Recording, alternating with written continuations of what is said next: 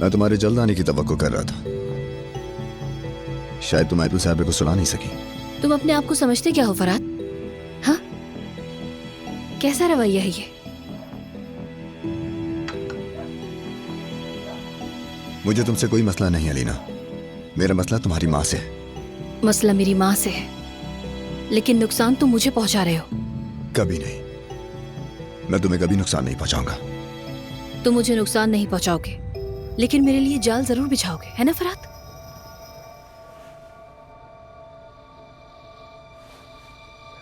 मुझे अपनी हिफाजत तो करनी है ना। इस तरह तुम वाकई अम्मी को दुरुस्त साबित कर दोगे फरहाद।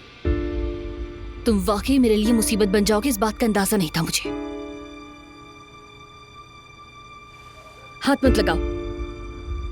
हाथ नहीं लगाऊं, कुछ कहूं नहीं, यहां तक कि दिल की बात भी नहीं कह सकता। जब तक तुम इजाजत ना दो, जब तक तुम ना चाहो, मैं कुछ नहीं कर सकता। क्योंकि मेरे हाथ तुम्हारे इख्तियार में हैं, क्योंकि मैं तुम्हारी कठपुतली हूं। लेकिन आज पहली बार इस बेचारे कठपुतली ने तुम्हारी मर्जी के बगैर अपनी मर्जी से कुछ किया अलीना। तुमने अभी थोड़ी देर पहले जो मेरे साथ सुलूक किया वो बहुत बुरा था फरहाद। तुमने मुझे वाज़ेह तौर पर धमकी दी है और अब तुम मेरे सामने खड़े होकर बेशर्मों की तरह जज्बाती तौर पर ब्लैकमेल कर रहे हो। तुम मुझे कभी समझने वाली नहीं हो, है ना? मैं कुछ भी करूं, चाहे मैं जितनी भी कोशिश कर लूं, तुम कभी समझने वाली नहीं हो।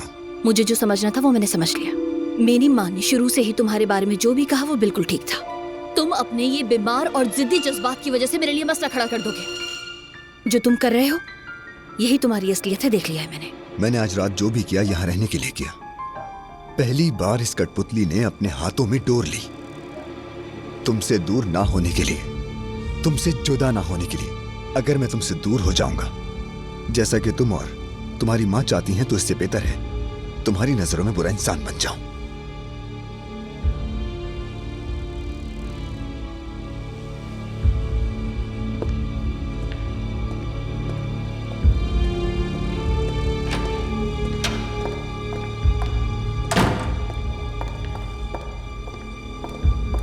क्या हुआ अलीना?